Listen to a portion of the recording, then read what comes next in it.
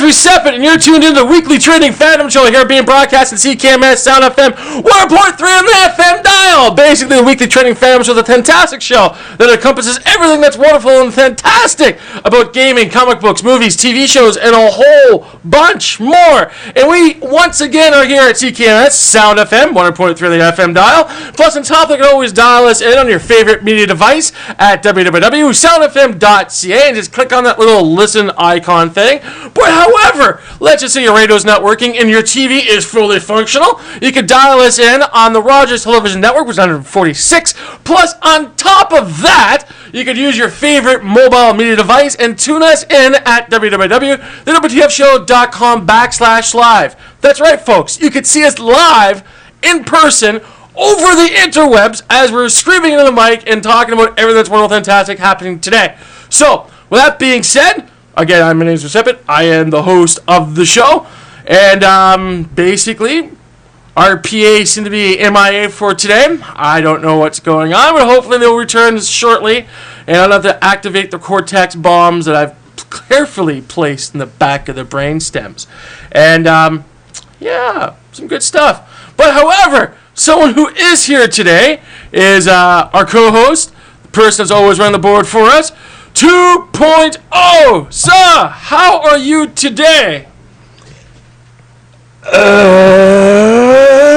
Oh, good. Yeah. Good as always. Excellent. Yeah, good as always. Excellent. As always. Excellent. So, how was your weekend, good sir? Oh, what weekend? That is quite literally the answer. What weekend? What weekend? Oh, man. Yeah, working too much. I joined this lovely theater group once again by the name of FAS. So FAS has got me doing theater stuff from 9 o'clock in the morning until about 5 o'clock in the evening. But guess when I start work? 5 o'clock in the evening. Are you serious? Yep. Goodness gracious. Guess how long I go to work till? I'm afraid to ask. 2, 3 o'clock in the morning. So, yeah, it's long day after long day after long day. Oh, it's been something. Oh, my goodness. Any fun at all when you're doing all your work and you're fasting? The fasting is definitely fun. But, again, it's kind of this overbearing shadow of, you must go to work. Goodness gracious. How does that always happen to you, my friend? I don't know. I do work. You do work and stuff, eh? Yeah, oh, that's pretty much what it is. I hear you. On the background of that, I have been able to sit down and watch YouTube videos. Really? Yeah. Interesting. I seem to be having some more disposable time, as they call it, within the grander scheme of things, and I too watching some YouTube videos. Is it really YouTube? Can we call it like Google Tube or Google Tube? Higher gender than yourself Tube or something like that type of thing? Yeah, we could probably do that. Awesome. But we have to come up with something that's kind of interesting and trending, you know? Oh, that's for sure. It has to compare to the X-Bone. I mean... How about G-Tube? G-Tube? G-Tube. No, that sounds too close to G-Force. Yeah. G-Force is cool, so we don't want to, really No, we don't want to make them cool. No. That'd be kind of... how do the kids say it these days? Silly? I think the kids say that still these days. Those kids are just... I don't know. Is there a Transformer that actually does video? Because I know we've got a couple of... There was Blaster for a bit. Yeah, there's Blaster, but Blaster doesn't do video. Blaster does audio. You know what? There was a Transformer that did that. I can't remember what his name was. I don't know if it's Prowl or Mirage. But remember one of those guys used to record things and used to display the actual recording for the rest of the Autobots to see. And they went, "Oh, that's interesting." Insert robot name here. And now we know what the Decepticons are doing, and we know how to throw them and move forward with things. Huh. But of course, I have forgotten. And I know Laserbeak. Yeah, used to record. Laserbeak did that. Had his little camera. Yep. Start recording shit. All the stuff like that. So that's always fun to do. Yeah, no. With that, the YouTube videos that I've been watching have been all about the lore of the World of Warcraft. Really? Interesting. It's It's very amazing and awesome and awe-consuming. There's time travel. There's not time travel. There's parallel dimensions now. Parallel dimensions. Yeah. Oh my god. Let's take an overcomplicated game, think about it really hard, and let's make it more complicated just for the kids. Because heaven forbid, oh, of course, they have nothing else better to do with their time. Hey man, it's starting to look attractive again. Really? Yeah. That's cool. And how is it looking more attractive? It's actually getting us back to some of the original characters that started off the entire campaign franchise. So you're being introduced to the original characters of Grom. You're being introduced to the original characters of, like, the original Hellscream before he died. I dig it. They're actually introducing you to these characters and actually showing you what they were actually like, instead of, okay, here are these characters that happened before the game starts. Mm-hmm. They died. Ah. So, yeah, now you actually get to go and meet them and see what was going on in their world. I see. Interesting. Yeah. Very, very interesting stuff. So anything else happening in World of Warcraft besides of time traveling and It's characters and stuff like that? That's pretty much the big thing at the moment, at least on my end. Okay. Because it's bringing in a lot more lore, a lot more story, and honestly, from the last one, which introduced pandas. Wait. Panda? Yeah, pandas. What do you mean? Explain. Are these like regular pandas? You chew down a fucking 12 No. tons of bamboo or what? No, these are panda people.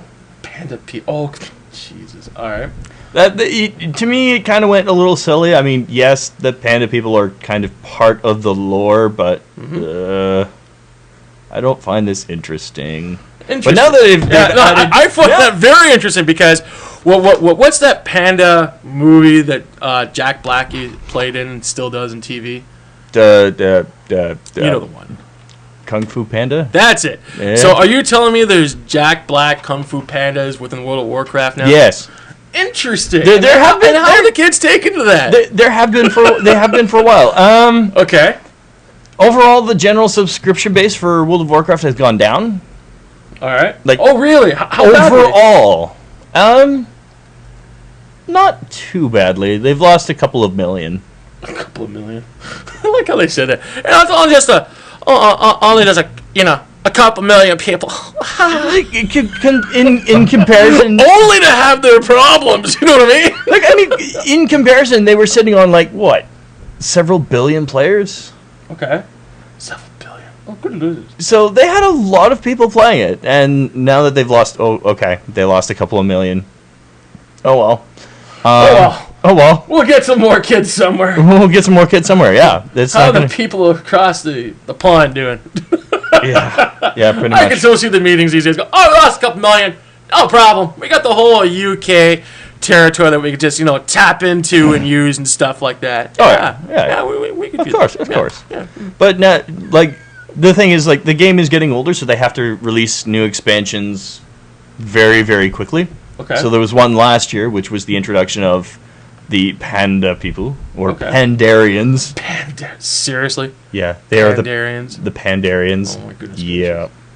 All right, so tell us more. The next expansion is going to be Warlords of Draenor. Warlords of Draenor. Now, what's involved with a warlord from Draenor? Warlords from Draenor. It's more focusing on all of the warlords that were in charge of the Orcish clans. Okay. So we're learning about the Frostwolf clan, the Shattered Hand clan. The Shattered Hand. No. See, Shattered Hand, beware! they're actually the Shattered Hand are actually kind of cool in that. A lot of them are like Mr. Aquaman. All right. In that they've lost a limb and have replaced it with a weapon. Okay. Interesting. And so they cut off a limb and went, hey! Well, what happened was their warlord or their leader of that clan, he lost his hand. Yeah. So he replaced it with a giant sword. That So that's handy. It's handy. Yes. So it gets the point. All of his, So all of his followers went, you know what? You're still a badass. Yeah. Oh, I would go. We are going to follow you, so we're going to show our respect and our loyalty by severing off one of our limbs and replacing it with some kind of weapon. So all right. That's how they came about. So that's a whole bunch of interesting. It's like, hey kids, allow us to take body piercing to the next level and just sever off the limb, and you too can have a cyber limb from the fine folks at MSN. Beware of the blue screen of death, because it may trigger when the software gets cross-wired when you do actual upgrades and stuff. So yeah, more power to the cyber limb people that chop their arms off, because obviously ear piercing, body piercing is just no longer part of the norm. No. Who needs to put a bolt through the friggin' brain when you can cut off an actual limb? Welcome to the era of the eye limb. And that's the Apple edition. the Apple edition. Because heaven forbid, Apple digging up Steve Jobs and saying, hey, what can we do? You can animate me back to life? Perfect! So, Steve Jobs, we animate you back, and we suggest eye limbs. Make eye limbs. Give me my legion of young We now introduce the I Steve Jobs. Oh, I wonder how many Apple fanatics will have to run the block saying, I want an eye limb! Just cut them all off! I want to be like Bob! Throw me in a pool! Oh my goodness gracious. So anyways, I have some stuff I like to talk about today, because usually sort of overstep everything and say for the course of time we're just going to get into today's show and stuff like that. But however, actually I have a few things I like to chit chat about. Yeah, sounds good. First off, the weather here in Canada, it is I don't know if we're back to seasonal temperatures or not, but 2 weeks ago it was like minus 50 here, and then basically last week was like minus 3. Today we're looking at like minus 20 or minus 30 in the sunshine, which is always interesting. Of course, a little bit of an exaggeration, but however, it is cold! It is damn cold! If you're walking outside, double or triple layer for goodness sakes, and don't forget your scarf, because I was walking in and I almost felt like my mustache was freezing off, which is like, oh my goodness gracious. And this is a quick walk from my place here at the fine station at CKMS Sound FM. So it's like interesting stuff. So anyways, just like every other week leading up to the show, everything is a complete blur, because we're really trying to do a lot for the show here. We're trying to get some additional cameras hooked up, but unfortunately, dealing with the best technology that 1990 could possibly offer us, we have to get some special wires made and stuff like that. So it's holding things back. But the cool thing is that with the right people at the right job, it's just a complete time thing right now. But however, I'm hoping for next show we'll have at least 2 more cameras. I'll rekindle our actual partnership over the Multicultural Film Club, and hopefully we'll have 3 cameras for next week, which would be really, really cool if we get them in there. Plus, on top of that, we usually have our PAs on staff, but they're sort of like missing in the wilderness and stuff like that. And sometimes some people just don't understand when I say, hey, just pop on over. I think they're not exactly used to the land of Canada weather. Heaven forbid watching too much American television. But however, speaking of American television, as everyone knows, I am a really big Facebook type of guy. So part of the social media, which is one of those new media tools that are out there that can literally make or break an actual show or an actual project, if you know what I mean. Because the thing is that everyone's using social media with their home computers, their laptops, their personal devices they carry around and stuff like that. So it's very important here on the show that we tap into that. So on Facebook, more or less, I have about 20K with the reach with all of my different groups and my personal profile page and stuff like that. So the thing is that I have large groups. I got some groups that actually reach like 12K. I got some groups that are there for at like 300 people. I got some other groups that are like 12 people. But the thing is that they're constantly posting, so that interests me and stuff like that. And the thing is that just recently, just like flipping a house that you see on TV, that little square thing that your parents used to be into. I flipped one of my groups. It's called the Steve Jackson Games, and this group was started up. Question: How do you flip a group? Well, I'm getting into that, my good friend. I'm getting into that. Okay. So okay. Here's what's happening. So the thing is that this group is at 4K plus, which is always fantastic. And the thing is that, again, I started this group up about 4 to 5 years ago. Groups on Facebook were just king. Like, the thing is that it was properly interfaced properly. People were running around and doing stuff, and you had this really nice community thing going on. And all of a sudden, fan pages popped up, and they're called fan pages back 4 or 5 years ago. And hopefully the mad cow syndrome isn't kicking in too hard, if you know what I mean. So the thing is that with that, I started a couple of groups because, heaven forbids, I was a fan. And one of the groups that really started, which I was a big fan of, was Steve Jackson Games. Because way back a long time ago, we're looking at the 90s here, I was introduced to this fantastic pen and paper RPG called GURPS, which basically means generic role-playing system. And my friends and I basically brought me in and said, hey, you got to play this game, it's really cool. Got involved with the game mechanics, got involved with the how to make a character, got involved with the story, and I found the system and the game to be really cool. Needless to say, I was completely hooked. And then after that, just like everyone else these days, I was doctored into D&D, and I looked at the D&D system versus the GURP system and went, you know what? The GURP system is a lot better than this D&D thing. Remember, we're talking like D&D Advanced Dungeons and Dragons, so it's not the new D&D we got right now. Like it's like, this is like going back like friggin' 25 years. Okay. Oh, okay. I don't believe I actually said that number, but however, with that you're looking at like version 2. Yeah, exactly. It was like Dungeons and Dragons, then Advanced Dungeons and Dragons, and then after a while I got Dungeons and Dragons 3.0, then 3.5, and then 4.0 or whatever version we're on now, type of thing. So, I'm pretty sure we're still on 4.0. So the thing is that with that, I found GURPS to be an absolutely fantastic system. And because of that, that helped me more as an actual artist. It helped me flesh out my characters more. It gave flaws of the actual character, which I really raveled with. It gave pluses, plus on top of that, it had a point system on how to build your character. So if you want a giant mecha and you want to throw it into, let's say, a D&D setting, you could do that. Oh, yeah. But it's X number of points you have to have. So if the storyteller gives you, let's say, 200 points, and a giant mecha costs, let's say, 1,000, you have to come up with additional 800 somewhere along the line. And to do that, you have to take up flaws. By the flaws, exactly. And the thing is, that was really cool. And sometimes you have so many flaws, the character's like, but I got a giant robot. So the thing is that with that, I thought this was a fantastic system. Very creative, very on the money, very on the ball. Needless to say, I was hooked on Steve Jackson Games from that point forward. So with that, going forward, I got involved with White Wolf stuff and things like that. And I found it very interesting how Steve Jackson Games was actually buying White Wolf, what's the right word here? Properties to republish into the GURP system. And that I'm going, wow. This is awesome. This is a company that's out there that gets it. It's really trendy. Needless to say, I was having a man crush on this company. And the thing is that I'm looking at this strictly from a consumer and an artist perspective.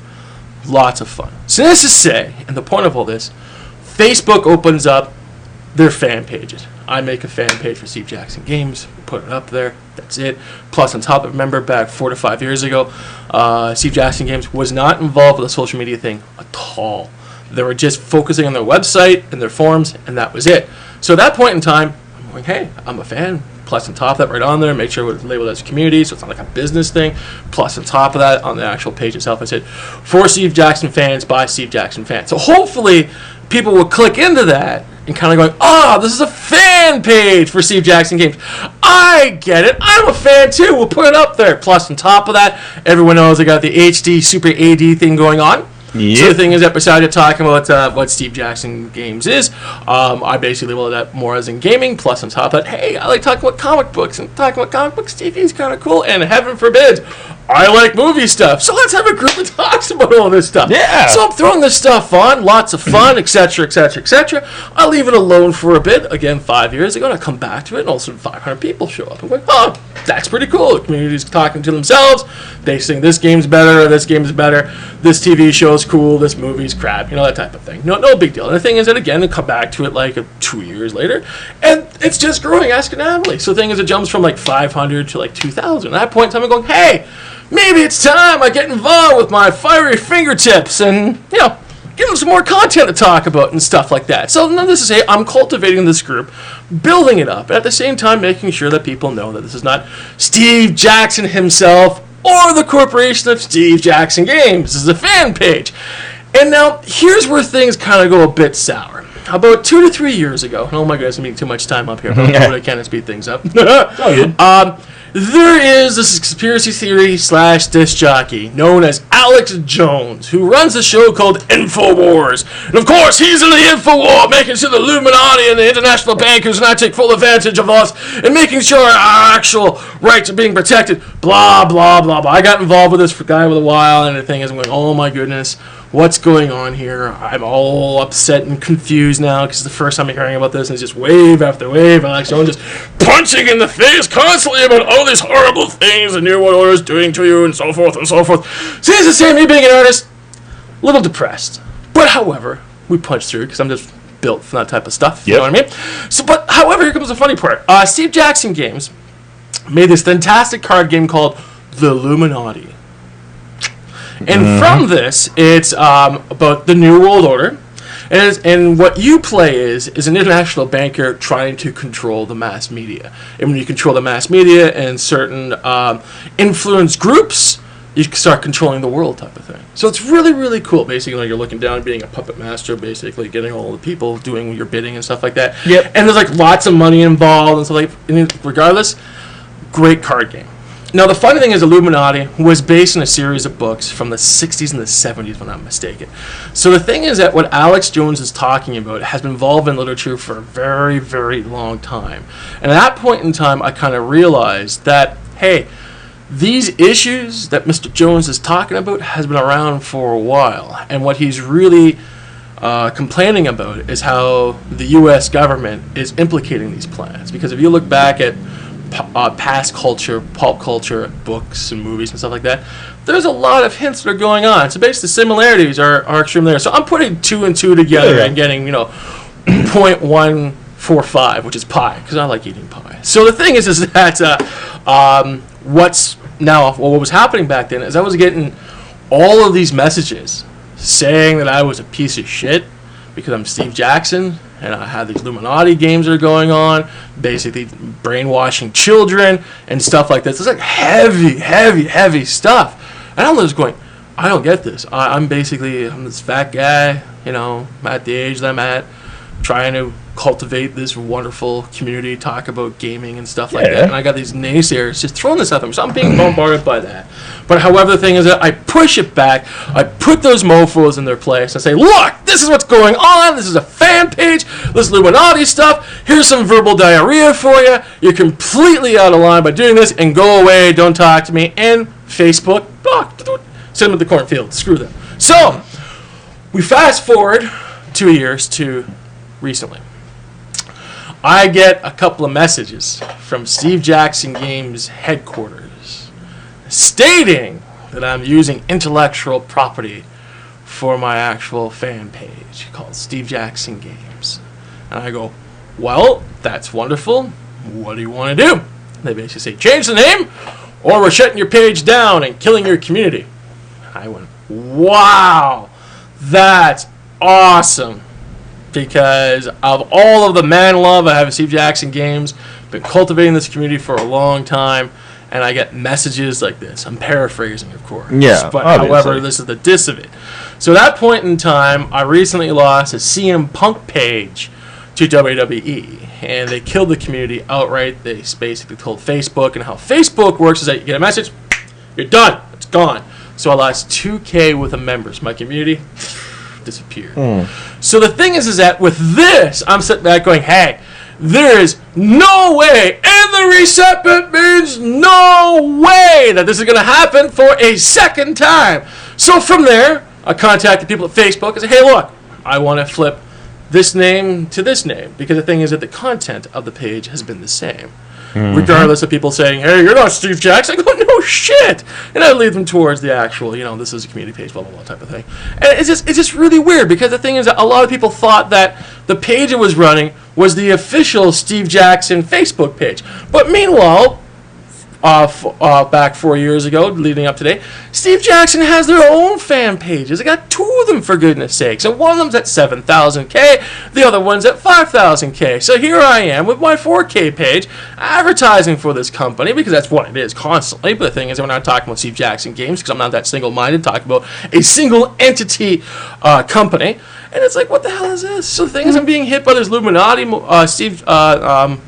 these Illuminati, Alex Jones people, and I'm being hit by the actual people of the page, getting all confused. I'm being hit by the corporate heads over Steve Jackson Games. And the funny thing is that usually back in the day, if someone has like 4K with the members, they'll give you an actual message and say, hey, Mr. Recepit, we like what you're doing. Do you want to work with us? Tell us what you're doing. How can we get involved with you? We want to hire you, because obviously you got this actual social media thing down pat. We're very impressed you have 4K with the people.